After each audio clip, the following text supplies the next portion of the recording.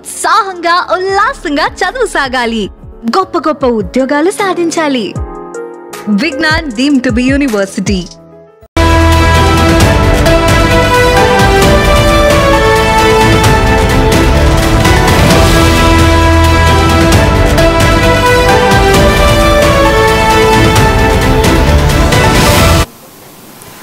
Breaking news. Dharmasthala తవ్వకాల్లో కీలక మలుపు తిరిగింది. నిన్నటి సెట్ తవ్వకాల్లో మానవ అవశేషాలు దొరికినట్టుగా మళ్ళీ సమాచారం వస్తుంది. 11వ నంబర్ పాయింట్కు అతి సమీపంలో మానవ అవశేషాలు దొరికినట్లుగా తెలుస్తోంది. ఒకటే చోట 3 అస్థిపంజరాలు దొరికాయని చెప్తున్నారు.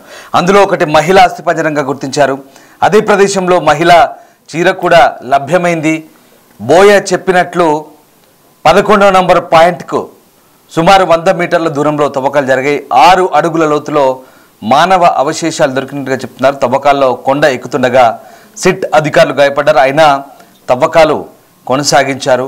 ఆధారాల లభ్యంపై లేఖ విడుదల చేశారు అనన్య భట్, న్యాయవాది మంజునాథ్. మొదటి నుంచి కూడా ఈయన ఇస్తున్న లీకుల ఆధారంగానే కేవలం ఈ ధర్మస్థల తవ్వకాలకు సంబంధించిన సమాచారాన్ని మీడియా బయటికి ప్రసారం చేస్తుంది.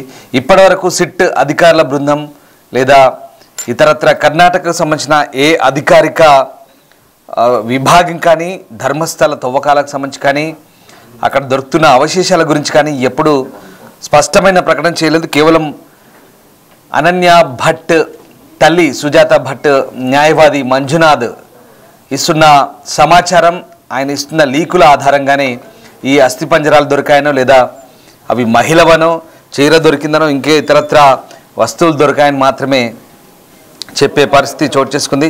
సో నిపుణుల బృందం సైట్ 13 వద్ద జీపీఆర్ సర్వేను కూడా నిర్వహించబోతున్నట్టుగా తెలుస్తోంది. విద్యుత్ లైన్ ఉండడం వల్ల ఆ ప్రదేశం ప్రధాన రహదారికి దగ్గరగా ఉండడం వల్ల తవ్వకం ప్రక్రియ కొనసాగించే ముందు నిపుణుల అభిప్రాయాన్ని తీసుకోబోతున్నారు. ధర్మస్థల సామూహిక ఖననం కేసుకు సంబంధించి సాక్షి అలాగే ఫిర్యాదుదారుడు అయినటువంటి ఆ వ్యక్తి ఆరోపించిన స్థలం దగ్గర ప్రస్తుతం తవ్వకాలు అయితే జరుగుతున్నాయి. 13వ నంబర్ వద్ద ఏదైనా మానవ అవశేషాల కోసం వెతకడానికి గ్రౌండ్ పెనట్రేటింగ్ రాడార్, ఇతరత్ర సాంకేతిక పరిజ్ఞానాన్ని ఉపయోగించడంపై ప్రత్యేక దర్యాప్తు బృందం నిపుణులు సర్వే నిర్వహించబోతున్నారు. ఇక ఆ దృశ్యాలు మీరు నిన్న జరిగిన లాఠీ చార్జ్ సంబంధించిన దృశ్యాలు ఒక పక్క చూస్తున్నాం, మరో పక్క తవ్వకాలకు సంబంధించిన దృశ్యాలు మనం చూస్తున్నాం.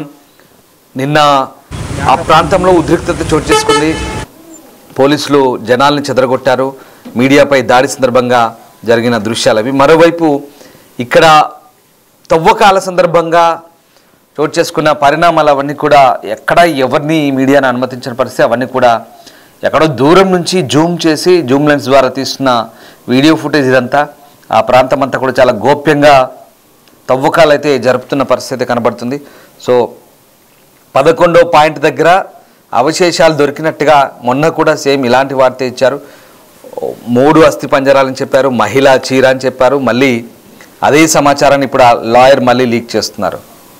సో ప్రస్తుతం అంటే ఈ కేసులో కొత్తగా ఏదైనా సమాచారాన్ని ఇస్తున్నారా, నిజంగానే ఆ అడ్వకేట్, లేదా పాత సమాచారాన్ని పదే పదే వల్లవేస్తున్నారా అనేది కూడా ఇక్కడ తెలియాల్సింది.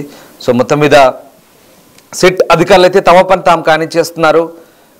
ప్రాంతం అంతా కూడా అయితే ఇప్పుడు ఆ ఆరోపణదారు ఎవరైతే ఉన్నారో విజిల్ బ్లోయర్గా మారిన వ్యక్తి ఇస్తున్నటువంటి సాక్ష్యాల ఆధారంగా జీపీఆర్ లేదా ఇతర సాంకేతిక పరిజ్ఞానాన్ని వాడే అవకాశాన్ని పరిశీలిస్తున్నారు.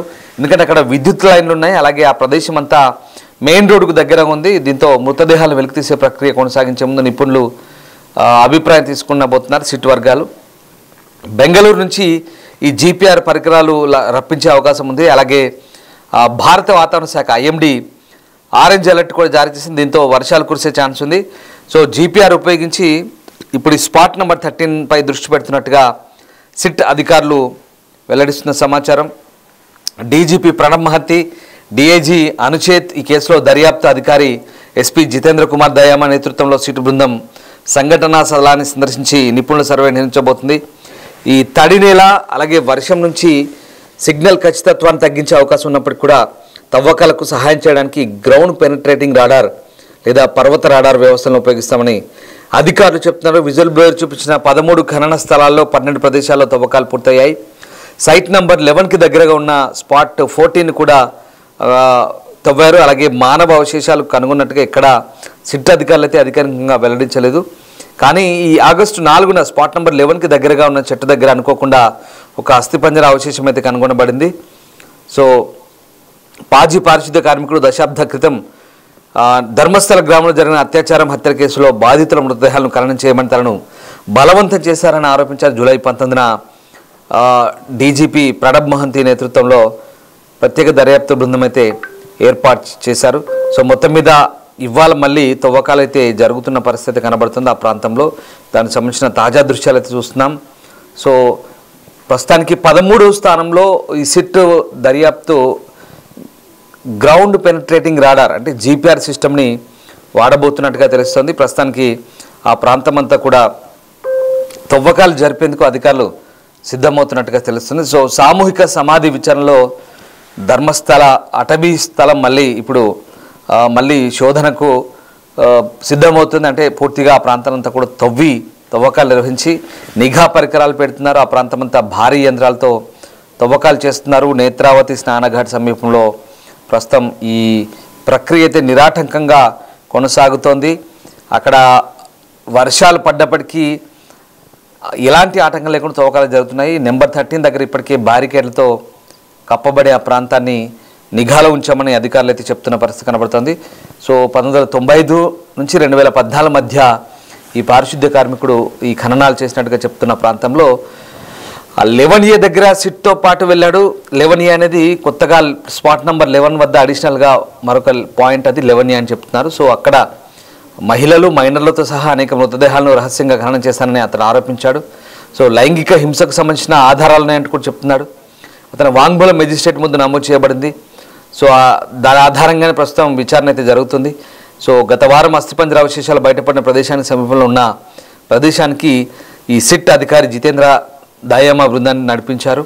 ఈ ప్రాంతంలో సిట్ విభాగాలన్నీ కూడా పెద్ద ఎత్తున ఏవైతే ఈ లైంగిక వేధింపులు, హత్య ఆరోపణలు ఎదుర్కొని కప్పుచ్చబడ్డ శవాలకు సంబంధించిన ఆరోపణలు దృష్టిలో ఉంచుకొని ప్రస్తుతం అయితే అక్కడ తీవ్రస్థాయిలో ఆ ప్రాంతం అంతా కూడా జల్లెడ పడుతున్నారు. ఒక రకంగా శాస్త్రీయ సర్వేలు చేస్తున్నారు. భూమిలోకి చొచ్చుకుపోయే పరీక్షలు నిర్వహించడానికి ఫోరెన్సిక్ నిపుణులతో కలిసి పనిచేస్తున్నారు. అయితే ఇప్పటివరకైతే ప్రస్తుతానికి ఆ ప్రాంతంలో ఏం జరిగిందనేది మాత్రం అధికారులు ఇంకా పూర్తి స్థాయిలో గోప్యత పాటిస్తున్నారు. స్థానిక గ్రామ పంచాయతీ రికార్డులను కూడా సిట్ పరిశీలిస్తుంది. సో ఓవరాల్గా ఆ ప్రాంతాన్నంతా కూడా సిట్ అధికారులు ప్రస్తుతం ఇక తమ ఆధీనంలోకి అయితే తీసుకున్నారు. సో ఇప్పటికే 12 చోట్ల కీలక సమాచారంతో డెడ్ బాడీలకు సంబంధించిన ఆధారాలను సిట్ అధికారులు సేకరించి చెప్తున్నారు. ఇక 13వ ప్రాంతంలో ఎక్కువ మందిని పూడ్చిపెట్టినట్లు ఈ భీమా అనే పారిశుద్ధ్య కార్మికుడు సిట్ అధికారులకు సమాచారం ఇచ్చారు. ఇక్కడ కనీసం 10 మంది మృతదేహాలను పూడ్చినట్టుగా చెప్తున్నారు. ఈ ప్లేస్లో తవ్వకాలపై అయితే ప్రస్తుతం టెన్షన్ వాతావరణం కొనసాగుతోంది. మరి అందరి చూపు 13వ ప్లేస్ పైన ఉంది. తవ్వకాలు చేపట్టిన అధికారులకు ఇక్కడ భీమా చెప్పినట్టుగా పూర్తి ఆధారాలు లభిస్తాయా లేదా అనే దానిపై టెన్షన్ కొనసాగుతుంది. మరోవైపు ఇటు ధర్మస్థల అంశంపై మరొక కీలక అంశం వెలుగులోకి వచ్చింది. ఈ బెల్తంగడి పోలీసులు అసహజ మరణాలకు సంబంధించిన రిజిస్టర్ నుంచి క్రమంగా పేర్లను అయితే తొలగించారు. వీటన్నిటి కూడా ప్రస్తుతం మొత్తం డేటా అంతా మాయం చేశారు. సో ఆ రకంగా ప్రస్తుతానికైతే కర్ణాటకలో ఇదంతా కూడా ఒక రకమైనటువంటి రాజకీయ రంగు పులుముకున్న నేపథ్యంలో ప్రస్తుతం ధర్మస్థలలో ఇంకా ఏం జరుగుతుంది, ఎలాంటి ఆనవాళ్ళు దొరుకుతాయనేది మాత్రం పోలీసులు ప్రస్తుతం ఈ తవ్వకాలకు సంబంధించి ఇంకా పూర్తి స్థాయి దృష్టి సారించారు. ఒక రకంగా ఈ 13వ ప్లేస్లో ఇవాళ ఒక రకంగా ఆసక్తి రేపే అంశం కనబడుతుంది. సిట్కి సంబంధించి అనేక అంశాలు ఇవాళ సిట్ వెల్లడించే ఛాన్స్ కనిపిస్తుంది. ప్రధానంగా ఈ మనం చూస్తున్న స్పాట్ ఏదైతే ఉందో ఈ 13వ నంబర్ స్పాట్ ఇవాళ 9వ రోజు తవ్వకాలకు సంబంధించి ఈ 9వ రోజు ఏదైనా కొత్త ఆధారాలు బయటపడతాయా లేదా ఆ విజిల్ బ్లోయర్ చెప్తున్న అంశాల పరంగా చూస్తే నిజంగా ఆ ప్రాంతం అంతా కూడా భారీ స్థాయిలో అవశేషాలు ఉన్నాయా, ఆ వ్యక్తి చెప్తున్న మాదిరిగా భారీ స్థాయిలో ఈ ఖననాలకు సంబంధించిన అవశేషాలు కానీ మిగతా అంశాలు కానీ అన్నీ బయటపడే ఛాన్స్ ఉంది. అసలు ఏం జరుగుతుంది, ప్రధానంగా సిట్ అధికారుల దర్యాప్తులో ఇవాళ ఏం వెల్లడి కాబోతుంది అనేది మాత్రం ఆసక్తికరంగా మారబోతుంది. ఎందుకంటే ఇప్పటికే విజిల్ బ్లోయర్ చెప్తున్న అంశాల పరంగా ఎక్కడెక్కడ ఉన్నాయి, ఏ ప్రాంతాల్లో ఉన్నాయని మొత్తం క్షుణ్ణంగా పరిశీలిస్తున్నారు. ఇక ఇవాళ క్లియర్గా జీపీఆర్ను వాడబోతున్నారు. జీపీఆర్ అంటే ఖచ్చితంగా మట్టి బురద ఎక్కడ ఏది కురికిపోయినా ఎక్కడ ఏ చిన్నపాటి అవశేషం ఉన్నా కూడా ఆ ప్రాంతం అంతా కూడా చాలా క్లియర్గా చెప్తుంది. మనకు తెలిసిందే, మనం శ్రీశైలం ఎడవగట్టు కాలువ సంబంధించి కార్మికులు చిక్కున్నప్పుడు జీపీఆర్ను వాడి ఆ బురదలో ఉన్న అవశేషాలని అవన్నీ కూడా ఒక పైప్లో చిన్న కెమెరా పెట్టి జీపీఆర్ని పంపిస్తారు. గ్రౌండ్ పెనట్రేటింగ్ రాడార్ అంటారు. సో ఈ గ్రౌండ్ పెనట్రేటింగ్ రాడార్ అనేది జీపీఆర్ అనేది ఎలాంటి సంక్లిష్ట పరిస్థితుల్లో అయినా మట్టిలో కానీ భూమిలో కానీ ఎలాంటి అవశేషాలన్నా కూడా చాలా క్లియర్గా కనిపెట్టి సిగ్నల్స్ని పంపిస్తుంది. ఆ సిగ్నల్స్ ఆధారంగా అక్కడ ఏదో ఉంది, సో ఇక్కడ ఈ పాయింట్లో ఏదో ఉంది, ఆ పాయింట్ అంతా కూడా మనం చాలా క్లియర్గా క్షుణ్ణంగా పరిశీలించాలని అధికారులు భావిస్తారు. ఆ ప్రాంతాన్ని అంతా కూడా తవ్వుతారు, ఆ ప్రాంతాలంతా కూడా క్లియర్ చేసే అవకాశం ఉంది. కాబట్టి ఇవాళ ఈ 13వ ప్లేస్లో చాలా క్లియర్గా ఇప్పుడు ఈ భీమా అని పారిశుద్ధ్య కార్మికుడు చెప్తున్న అంశాల ఆధారంగా ఆ ప్రాంతంలో ఏదో ఉంది.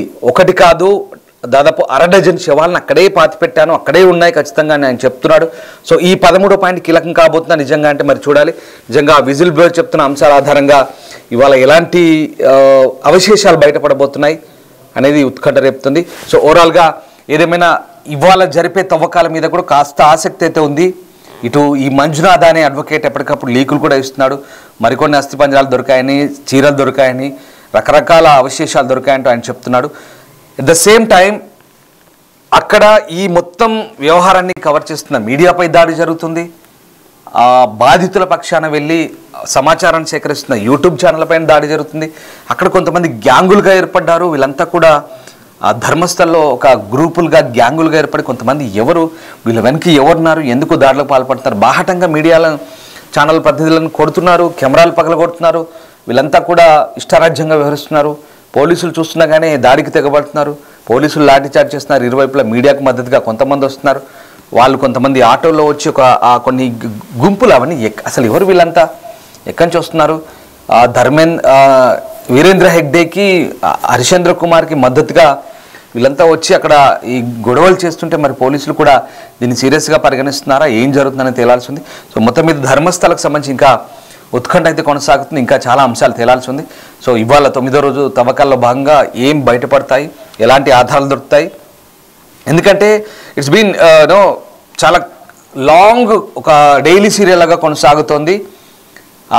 ఆయన చేస్తున్న ఆరోపణలకు నిజమైన ఆధారాలు ఉన్నాయా లేవా, ఇదంతా ఒక డైలీ ఎపిసోడ్ లాగా డైలీ సీరియల్ లాగా మాదిరిగా సాగుతుందా, లేదా నిజంగానే ఈ ఆధారాలన్నీ కూడా పూర్తిగా అక్కడ ఆ ప్రాంతం నుంచి కొట్టుకుపోయాయా, ఇంకా ఈ చెప్తున్న 15 పాయింట్లు కాక ఇంకా 15 పాయింట్ల, ఇంకా వందలాది శవాలు, ఒకటి కాదు రెండు కాదు వందలాది శవాలు అంటే ఇవన్నీ ఎక్కడెక్కడ పాతి పెట్టాడు ఏంటనేది తెలియాల్సి ఉంది. సో వాటన్నిటికీ సంబంధించి పోలీసులు అయితే చాలా క్షుణ్ణంగా ఓపిక్గా ఇంకా తవ్వకాలు జరిపి పరిశోధన చేయాల్సిన అవసరం కనిపిస్తుంది. చూడాలి మరి ఫోరెన్సిక్ ల్యాబ్ ఇచ్చే రిపోర్ట్ కూడా కీలకం కాబోతుంది. సో ఇది ఈ రకంగా ఎలాంటి మలుపు తిరగబోతుంది కేసు, ఎలాంటి పర్యవసానాలు చోటు చేసుకుంటానికి మాత్రం ఆసక్తికరంగా ఉండబోతుంది.